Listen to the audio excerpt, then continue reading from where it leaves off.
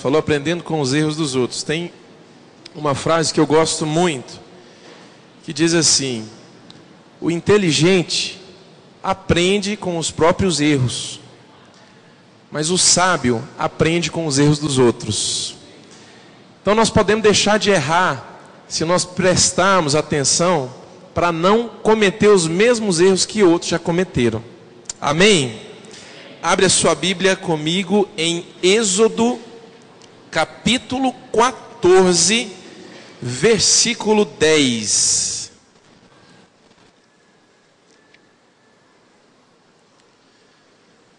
Livro de Êxodo. Êxodo é o segundo livro da Bíblia, depois de Gênesis. Capítulo 14, versículo 10.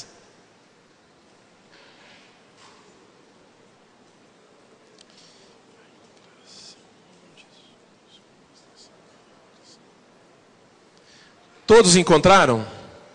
Amém? Quem encontrou, diga amém.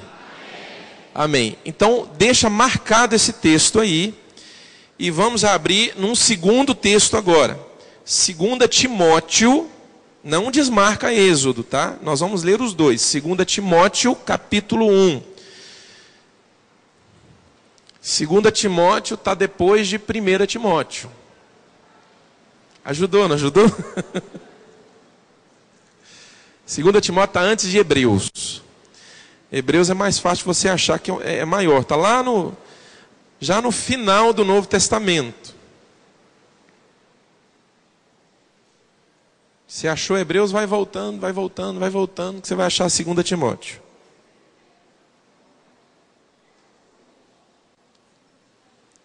Segunda Timóteo, capítulo 1, versículo 3.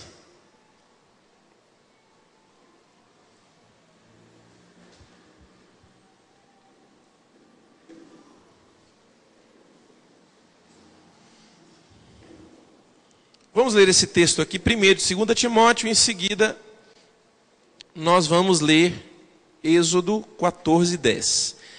Então diz assim: dou graças a Deus, a quem sirvo com a consciência limpa, como o serviram os meus antepassados, ao lembrar-me constantemente de você noite e dia em minhas orações. Lembro-me das suas lágrimas e desejo muito vê-lo para que a minha alegria seja completa. Recordo-me da sua fé não fingida. Repete isso comigo, bem forte. Fé não fingida. Mais uma vez, todo mundo junto, bem forte, bem alto. Fé não fingida. Recordo-me da sua fé não fingida, que primeiro habitou em sua avó Lóide, e depois em sua mãe Eunice. E eu estou convencido de que também habita em você. Por essa razão, torno a lembrar-lhe que mantenha viva a chama do dom de Deus que está em você, mediante a imposição das minhas mãos. Pois Deus não nos deu espírito de covardia, mas de poder, de amor e de equilíbrio. Amém? O espírito que está em você é um espírito de poder, de amor e de equilíbrio. Então, se você tem se sentido mal, não desmarca o texto de Êxodo, tá? Porque quando eu falar, a gente vai lá rapidão para lá. Então, se você tem se sentido mal, se você tem se sentido desanimado, se você tem se sentido pego assim com a autoestima baixa, achando que um monte de coisas cooperam para a sua derrota, você se sente um derrotado, querido, eu quero dizer para você que se você pertence ao Senhor Jesus, esse espírito que está em você, o espírito do Senhor Jesus, é um espírito que lhe dá poder, que lhe enche de amor e permite você transbordar esse amor na vida de outras pessoas, e é um espírito que te leva à moderação e ao equilíbrio. Amém, querido? Quantos aqui são do Senhor? Levanta a mão. Quantos aqui, assim bem alto, querido, quantos aqui pertencem ao Senhor Jesus? Então eu quero dizer para você que tem um espírito operando em você, e esse espírito é um espírito de poder. É um espírito de amor, e é um espírito de equilíbrio. E esse espírito de poder, de amor e de equilíbrio, ele quer gerar em você uma fé não fingida. Uma fé não fingida. O que me chama a atenção, querido, nesse texto aqui, dentre tantas coisas, é esse termo, uma fé não fingida. O que é uma fé não fingida? Por que quando Paulo ele vai escrever para Timóteo, que era discípulo dele, que nessa época dessa carta era pastor de uma igreja, provavelmente em Éfeso. Timóteo estava ali pastoreando a igreja, e Paulo, que era o discipulador, o mestre dele, Paulo tratava Timóteo como um filho. Paulo vai escrever para ele e fala que ele está convicto de que uma fé não fingida habita nele também, assim como habitou na avó dele, uma senhora que se chamava Lloyd, assim como habitou na mãe dele, uma outra senhora que se chamava Eunice, e agora habitava em Timóteo. Estou convencido de que também habita em você. 3 gerações da mesma família, que tiveram sobre si o espírito do poder, do amor, do equilíbrio, e que viveram uma fé não fingida. Irmãos, por que Paulo faz questão de usar esse termo, uma fé não fingida? É interessante porque nas outras cartas dele você não vai encontrar esse termo. Lembrando que quando Paulo escreveu isso aqui, ele já estava no final da sua vida. Lá no capítulo 4 dessa mesma carta, 2 Timóteo, você vai ver que ele fala: olha, Timóteo, eu já estou sendo oferecido como oferta de libação, já está próximo o tempo da minha partida, combati o bom combate, guardei a fé, completei a carreira. Eu creio, irmãos, que Paulo, em toda a vida dele, ele viu uma fé que muitas vezes foi massacrada pelas circunstâncias. Talvez é por isso que Paulo entendeu que fé, ela precisa ser não fingida. O que é uma fé não fingida? Uma fé não fingida é aquela fé que permanece acima de qualquer circunstância. Paulo viu muitas pessoas naufragarem na fé. Quando você vai lendo as outras cartas, ele fala, por exemplo, de Himeneu e Fileto, que abandonaram o ministério, abandonaram a corrida. Eram obreiros com ele, o texto dá a entender que eram obreiros com ele, mas abandonaram ali a fé, e ele diz assim: amaram mais a esse mundo, e me deixaram, me abandonaram. Lá no finalzinho, que ele diz, 2 Timóteo, ele fala assim: olha, na minha última audiência, todos me abandonaram. Ele fala de um tal de Alexandre, que não é o Alexandre, o marido da Sol, não é o Alexandre, é outro Alexandre, Alexandre o latoeiro, ou em outras versões, Alexandre o ferreiro. Ele fala desse Alexandre que causou muitos males para a igreja daquela época, porque ele combateu muitas coisas que Paulo ensinava, e por isso muitas pessoas, irmãos, desviaram-se da fé. Por quê? Porque talvez a fé que essas pessoas tinham, que foi vítima de intrigas, de maledicência, foi intrigas de argumentações contra o evangelho, contra o reino, contra a palavra de Deus, irmãos, era uma fé fingida. Por isso não resistiu à pressão da perseguição, não resistiu à pressão da dúvida, não resistiu à pressão do medo. Então, quando ele vai escrever para Timóteo, ele fala: eu sei que em você habita uma fé não fingida. Agora, queridos, preste atenção.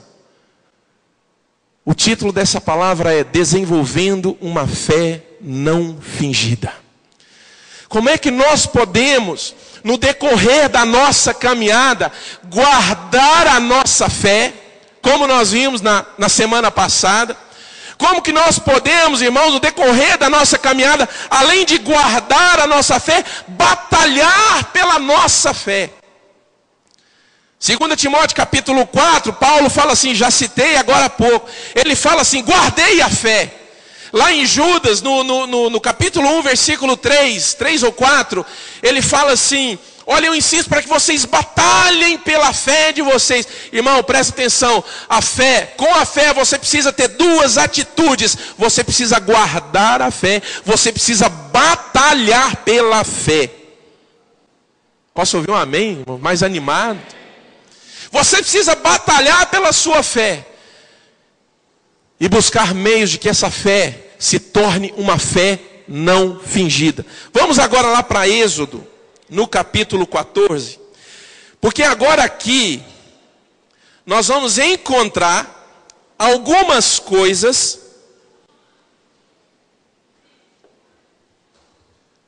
que vão me ensinar como desenvolver uma fé não fingida.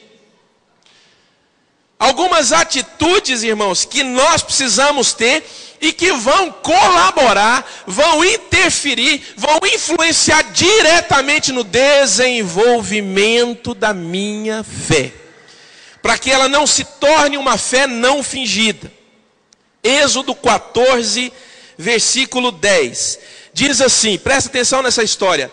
Ao aproximar-se o faraó, os israelitas olharam e avistaram os egípcios que marchavam na direção deles. E aterrorizados, clamaram ao Senhor e disseram a Moisés: foi por falta de túmulos no Egito que você nos trouxe para morrermos nesse deserto? O que você fez conosco, Moisés, tirando-nos de lá? Já tínhamos dito para você lá no Egito: deixe-nos em paz, Moisés. Seremos escravos dos egípcios antes ser escravos dos egípcios do que morrer no deserto. Moisés então respondeu ao povo: não tenham medo, fiquem firmes e vejam o livramento que o Senhor lhes trará hoje. Diga glória a Deus aí, irmão. Porque vocês nunca mais verão os egípcios que hoje veem. O Senhor lutará por vocês. Tão somente acalmem-se. Disse então o Senhor a Moisés: Moisés, por que você está clamando a mim, Moisés? Diga aos israelitas que sigam avante. Só tem um probleminha. Olha para mim. Na frente deles tinha o Mar Vermelho. A questão aqui desse texto, irmãos, que chama atenção, é porque, assim, pega o contexto aí. Eles saíram do Egito, sob a liderança de Moisés. Andaram no deserto, chegaram no ponto aonde está, numa praia. Eram mais ou menos ali 2 milhões de pessoas. 600 mil homens, que fala ali no texto, não contava mulheres e crianças. Se você for colocar mulheres e crianças numa estatística aproximada, vai dar aí umas 2 milhões de pessoas. É um número chutado. E eles estavam ali agora, na frente deles, o Mar Vermelho. De repente eles olham para trás e eles veem de longe que todo o exército do faraó, o rei do Egito, de onde eles tinham saído, vinham marchando contra eles.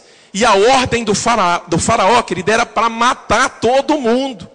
Era para matar todo mundo, homem, mulher, criança, não era para sobrar ninguém. O faraó estava muito bravo de ter deixado esse povo sair.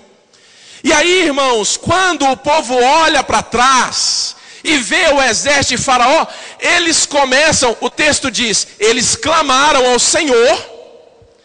Eles clamaram ao Senhor.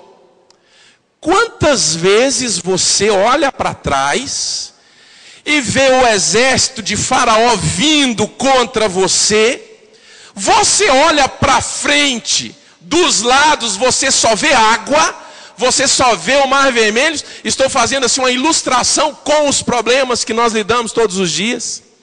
Situações aonde muitas vezes nós não temos saído. Quantas vezes você clamou a Deus? Quantas vezes você clama a Deus? Esse povo também clamou. Só que eu quero mostrar para você que para você desenvolver uma fé não fingida, você precisa mudar o seu linguajar. Porque enquanto o povo clamou a Deus, quando eles foram conversar com o líder, irmãos, olha o que estava no coração desse povo. Moisés, será que foi por falta de túmulos lá no Egito que você nos trouxe para cá? Você queria enterrar todo mundo aqui? A gente já tinha falado para você, Moisés, nos deixe em paz. Nós queremos morrer aqui no Egito, antes morrer lá no Egito do que morrer aqui nesse deserto. Irmãos, olha o coração desse povo.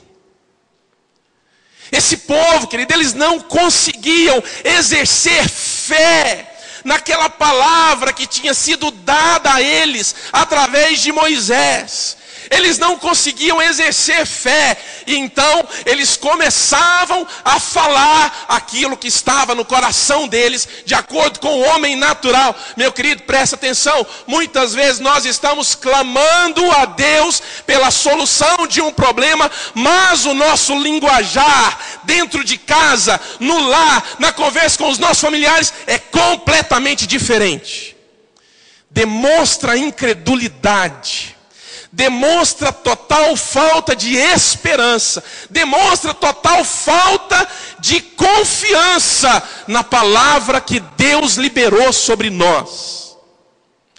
Para você desenvolver uma fé não fingida, você precisa aprender a mudar a sua linguagem. Aleluia, eu quero ouvir um aleluia mais forte. Você precisa aprender a mudar o seu linguajar. Você precisa começar a conversar como quem realmente crê e não como quem duvida. Você precisa começar a conversar e a falar aquilo que você tem clamado para Deus, e não algo que demonstre total falta de esperança naquilo que o Senhor falou. E quando eu falo que para nós desenvolvermos uma fé não fingida, nós precisamos mudar o nosso linguajar, eu não estou falando de palavras positivas. Eu não estou falando de frases de impacto. Eu não estou falando daquelas palavras que demonstram que eu estou em alto astral, que eu estou para cima. Eu não estou falando isso, querido. Muitas vezes nós queremos ter um linguajar de fé e de repente nós começamos a falar um monte de coisas positivas, mas que na verdade só demonstram que você está querendo se convencer daquilo que você tem falado, porque nem você acredita naquilo que você tem falado. Eu vou vencer. Eu vou vencer, eu vou vencer, eu vou vencer, eu vou vencer. Eu estou falando de algo que bota apenas da boca para fora. Mas aqui dentro,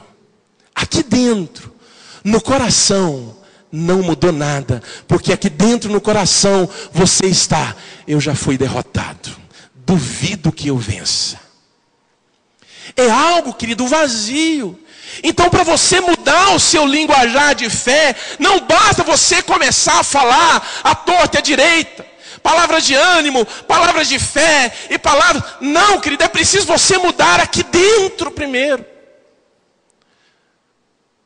Você precisa mudar aqui dentro, você precisa crer aqui dentro. Porque quando você crer aqui dentro, de fato, naquilo que Deus falou para você, a primeira coisa, você vai descansar.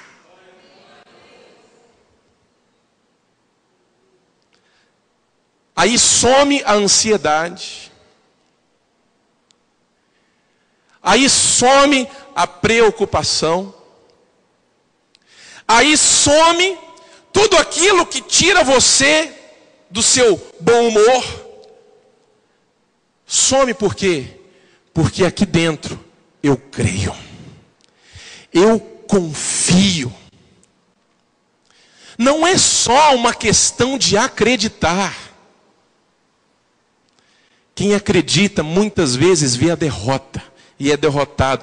Mas quem crê, ainda que experimente ventos contrários, ele se levanta e vence. Quem acredita, querido, quem acredita, ele vai só até em frente ao mar. Quando ele vê o mar, ele se desespera e começa a murmurar. Ele começa a falar: eu preferia ter morrido lá. Eu preferia viver a vida inteira como escravo do que ser morto pelo fio da espada. Quem acredita na frente do mar, ele não consegue fazer nada. Mas quem crê, olha para o mar e fala: vai abrir. Se não abrir, eu passo em cima das águas. Porque Jesus pode me fazer passar por cima das águas. Isso fala de situações, querido, que muitas vezes não se resolvem, mas elas não me impedem de caminhar. O mar não abriu? Não. Então eu vou andar por sobre as águas. Você começa a andar por sobre as águas dos seus problemas. Você começa a andar por sobre as águas das situações contrárias. Elas não fazem você parar, porque aqui dentro você crê. E o que sai da sua boca, a linguagem que sai da sua boca, não são apenas palavras positivas, mas é uma linguagem de fé. É uma linguagem de fé.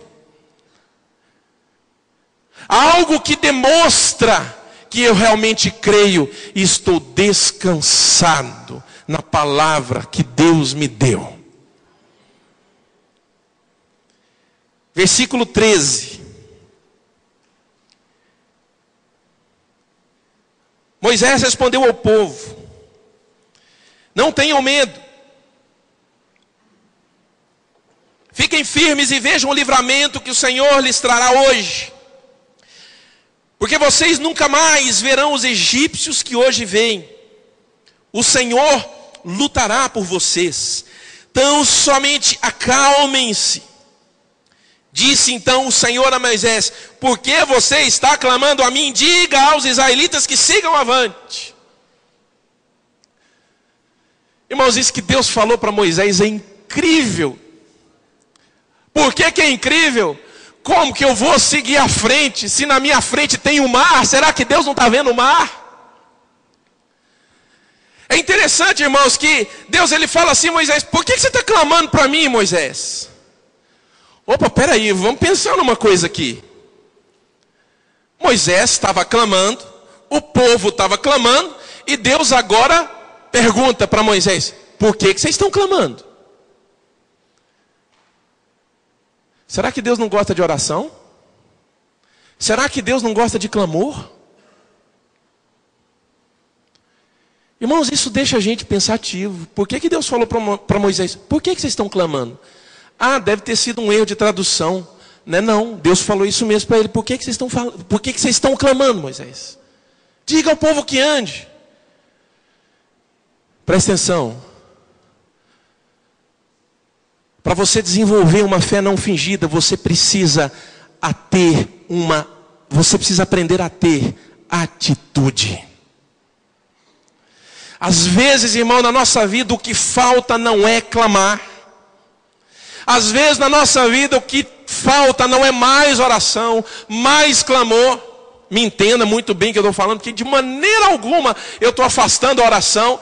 Mas eu quero mostrar para você que muitas vezes há muito clamor, há muita oração, há muito clamor, mas não há uma atitude. Então Deus olha para o povo e fala assim: por que vocês estão clamando? É para vocês andar, querido, tem hora que é para você parar de clamar e tomar a atitude que está na sua frente.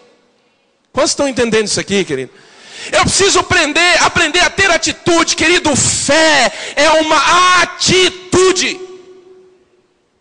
Fé é uma atitude. Fé é algo que me leva a tomar uma decisão e a caminhar naquela decisão. Quantos estão entendendo, irmãos? Por que vocês estão clamando a mim? Diga ao povo que ande. Fala para o seu irmão: anda, querido. Fala para o seu irmão: por que você está clamando? Anda, filho. Anda, querido, tenha uma atitude. Tenha uma atitude que demonstre fé. Irmãos, muitas vezes nós temos uma péssima atitude, um péssimo comportamento. Às vezes, irmãos, nós somos como Gideão. Gideão, quando foi levantado por Deus para poder lutar contra o exército inimigo, que eu não me lembro o nome agora, me ajuda aí. Quem foi? Contra quem Gideão lutou? Midianitas. Às vezes nós temos a atitude que Gideão teve, e nós achamos vantagem nisso. Demonstra que em nós não há uma atitude que mostra a fé que eu estou exercendo. Demonstra que nós estamos inseguros e nós achamos que é uma grande vantagem. Gideão fala assim: Deus, se é o Senhor mesmo que falou comigo, então eu vou colocar esse algodão aqui, e nessa noite o algodão tem que amanhecer molhado e tudo ao redor tem que amanhecer seco. Deus é cheio de misericórdia, Deus faz exatamente aquilo que Gideão pediu. No outro dia estava lá o algodão todo molhado, em volta assim no chão tudo seco. Recebeu ou não recebeu a resposta que queria? Recebeu ou não recebeu a palavra que pediu? Recebeu ou não, irmãos? Recebeu. Mas para ele não estava bom. Não, Deus, espera aí.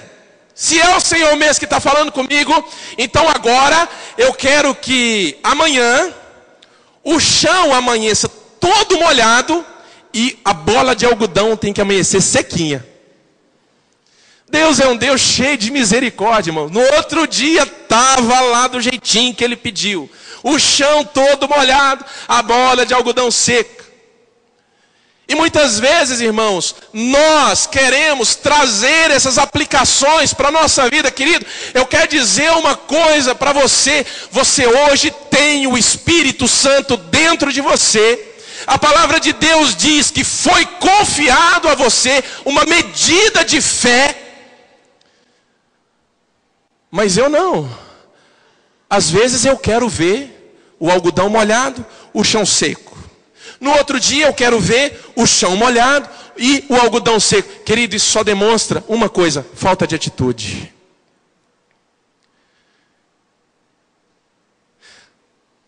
O Espírito que está sobre nós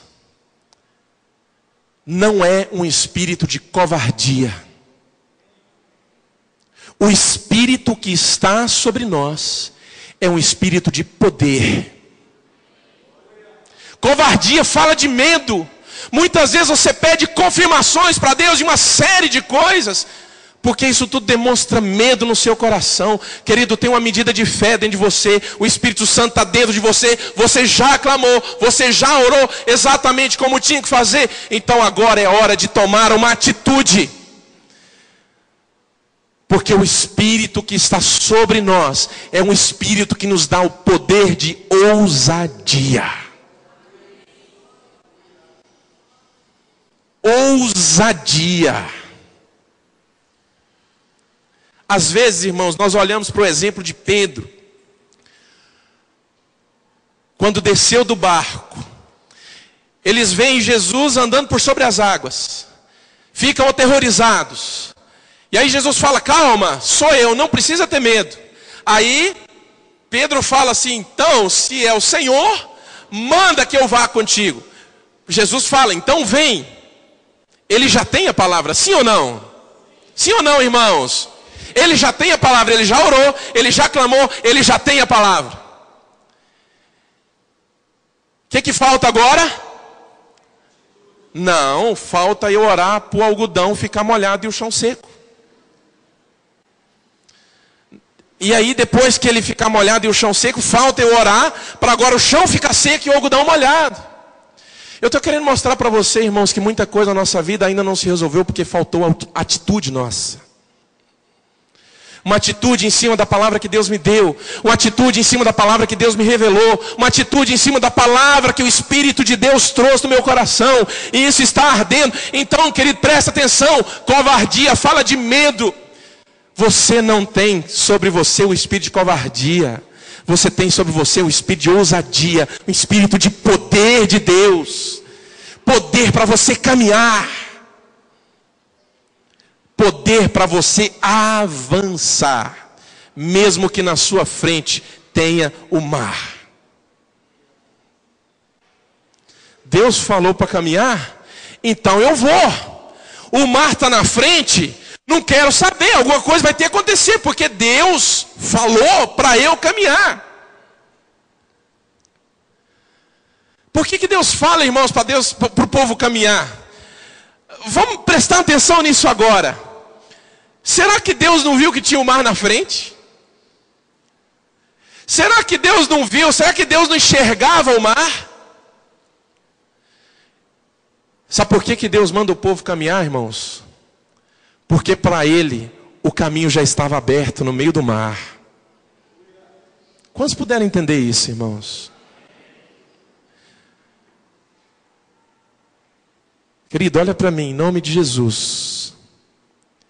Deus já escreveu e decretou a sua vitória. Deus já abriu um caminho no meio do mar. Deus já fez o deserto se tornar em manancial. Deus já fez fontes de água viva, cristalina, brotar no meio do deserto. Leva isso para a sua vida agora. Seja lá qual for aquilo que você tem que clamar diante de Deus, seja lá qual for o problema que você tem que colocar diante de Deus, eu quero dizer para você que Deus já decretou a sua vitória. Para Ele já está resolvido. Mas acontece que o povo não enxerga o caminho do mar. O povo só enxerga as águas que estão à frente. Querido, eu quero dizer para você, o homem natural, ele não consegue ver as coisas de Deus. Para você desenvolver uma fé não fingida, você vai aprender a ter que enxergar as coisas com os olhos da fé. Eu vejo água.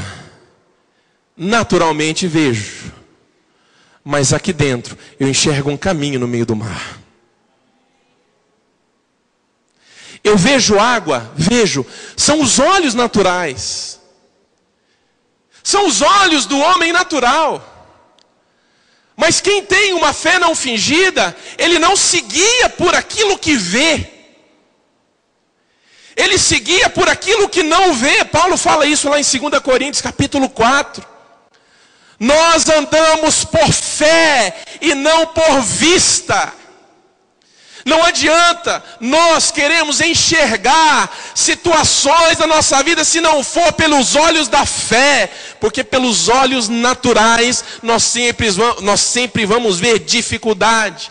Pelos olhos naturais nós sempre vamos ver barreiras. Pelos olhos naturais nós sempre vamos ver os obstáculos. Mas pelos olhos da fé você vê a vitória, você vê a conquista, você vê o problema resolvido. E mesmo que no mundo natural aquilo ainda não se manifestou, você pode ter a certeza que no mundo espiritual já está resolvido. E é esse enxergar com os olhos da fé é que vai levar você a caminhar para o rumo das águas. E você pode ter certeza, quando chegar lá, o mar vai abrir. O mar vai abrir. Vamos comigo lá para Hebreus. Hebreus capítulo 11.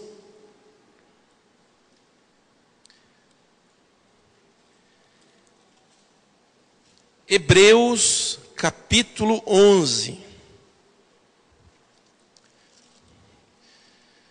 Moisés, por que vocês estão clamando a mim?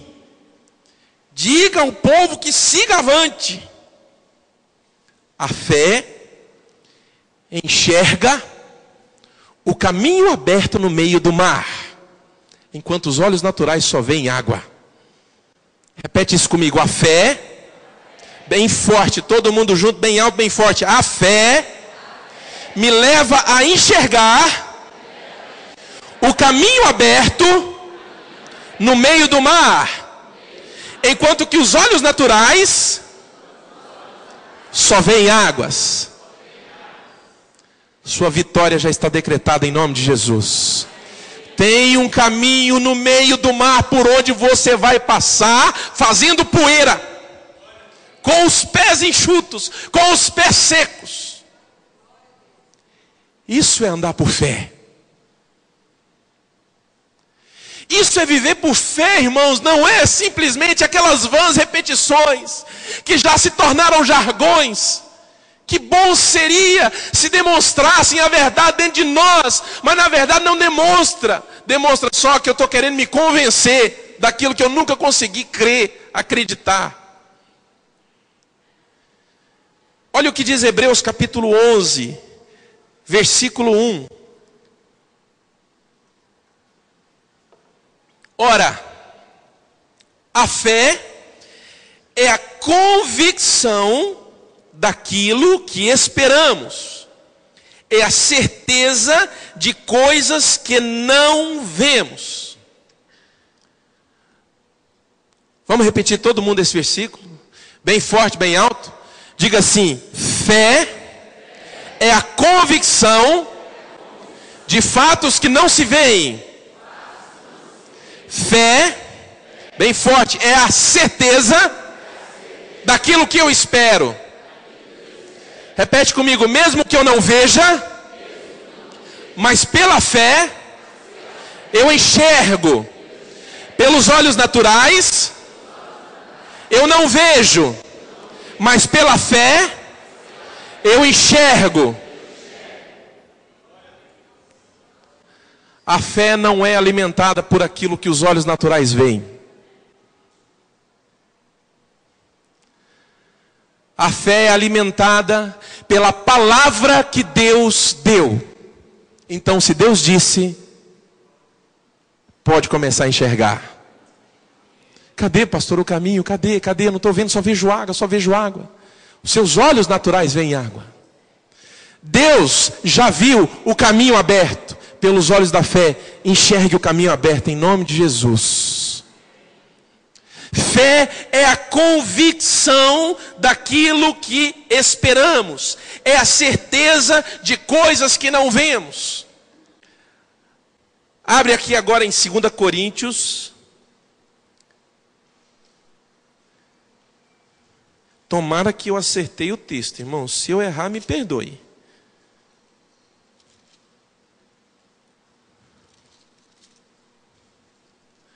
Eu quero aquele texto, me ajuda aí, que fala assim, não caminhamos... achei. 2 Coríntios 4, 18.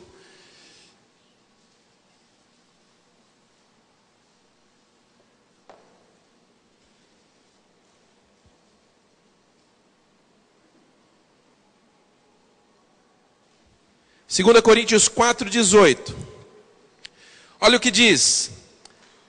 Assim, fixamos os olhos não naquilo que se vê, mas no que não se vê. Pois o que se vê é transitório, mas o que se não vê é eterno. Você vê o problema, sim ou não? Sim ou não, irmãos? É transitório. É temporário. Transitório significa é temporário. Você está vendo a situação ficar feia para o seu lado? Sim ou não?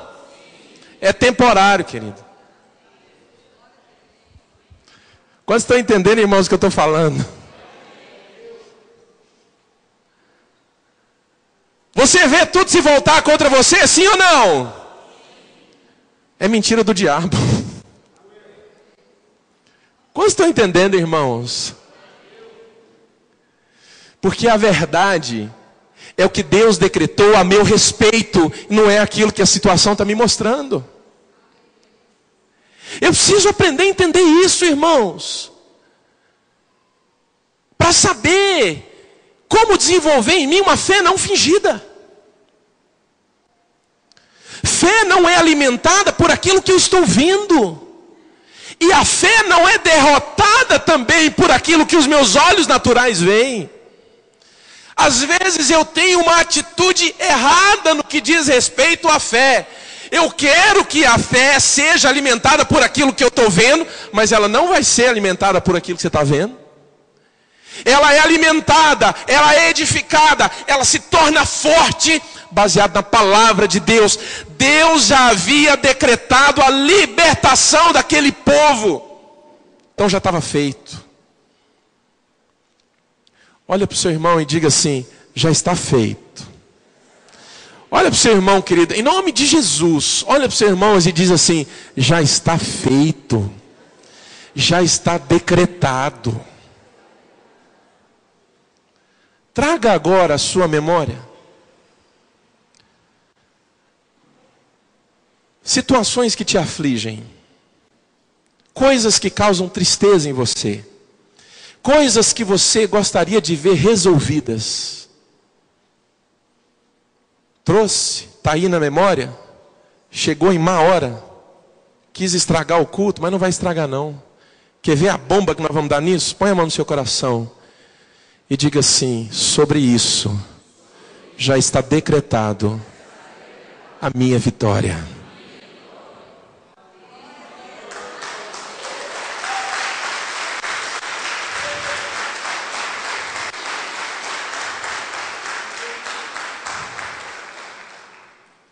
Já está decretado, o mar vai se abrir, é só água, Senhor. Então vai embora, meu filho, caminha, siga adiante. Para onde, Senhor? Para trás? Não, meu filho, é para o mar, é para lá que você vai. Porque quando você pisar, meu filho, a água vai abrir. Pisou, a água já está na canela, Senhor, não abriu, então eu vou passar por cima. Você vai andar por sobre as águas, irmão, porque aquele que crê, de fato, aquele que vive a fé, aquele que exerce a linguagem da fé, aquele que creu de fato naquilo que Deus falou, ele não conhece derrota. Ele não conhece derrota. Agora, as situações vistas pelos olhos naturais, essas sim parecem derrota. Mas a fé não conhece derrotas. Jesus falou: tudo é possível ao que crê. Em verdade vos digo, tudo o que pedirdes ao teu Pai, ao vosso Pai, creiam que vocês já receberam, e assim será. Por que Jesus fala? Presta atenção, irmão, isso aqui é muito profundo. Isso aqui é muito sério. Por que Jesus fala: tudo o que pedirdes ao vosso Pai, tudo o que eu pedi, creia que já recebestes, e assim será feito. Por que Jesus fala? Para eu crer que já foi feito, eu creio que eu recebi aquilo que eu estou pedindo. Sabe por quê? Primeiro, porque é no nome dele. Segundo, porque no reino do Espírito já está decretado. Querida, a derrota de Satanás na sua vida já foi decretada há muito tempo. A derrota e a derrocada de demônios na sua vida já foi decretada há muito tempo. Então agora, viva como quem já venceu.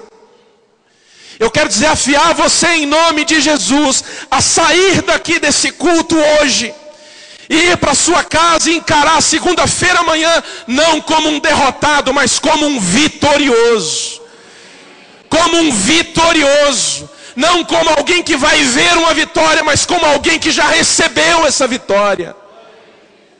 Porque no reino do Espírito já está decretada a sua vitória. Vamos ficar de pé em nome de Jesus.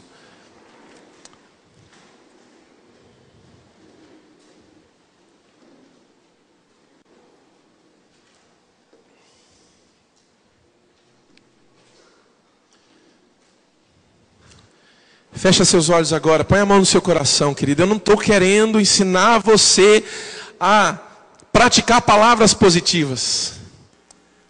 Palavras positivas são fúteis, vazias e não levam a nada. Presta atenção no que eu estou falando. Palavras positivas são fúteis, vazias, não levam a nada. No máximo que elas promovem é um bem-estar temporário na sua vida. Mas a verdadeira fé, não fingida, ela leva você a contemplar a vitória do Senhor na sua vida. aquilo que os olhos naturais, aquilo que no mundo natural não existe ainda, mas existe sim no reino do Espírito. Existe sim na palavra que Deus decretou já a seu respeito. Os olhos da fé vão ver isso se materializar na nossa vida, no mundo natural.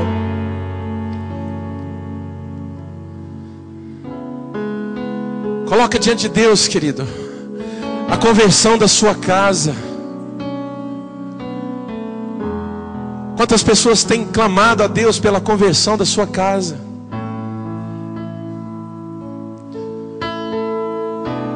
Coloca a Deus agora o seu anseio por ver situações resolvidas. Anseio é aquele desejo, querido, aquele desejo, como eu desejo ver essa situação resolvida. Coloca diante de Deus.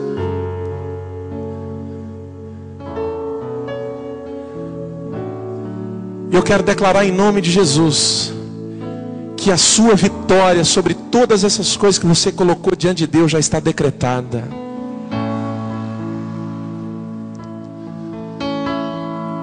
A herança que Deus te prometeu, querido, a terra que mana leite e mel, seja lá o que isso significar para você. Para mim, terra que mana leite e mel significa uma coisa, algo muito pessoal, algo muito íntimo. Talvez para você signifique outra coisa. Talvez signifique a solução de um problema.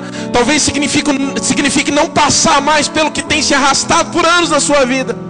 Eu quero dizer que a terra que mana leite e mel, ela já é uma realidade na sua vida.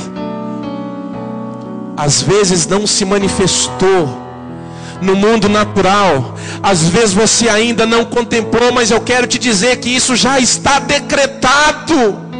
Já está decretado, querido. Então comece a viver como quem já recebeu a terra por herança e quem já vive nela.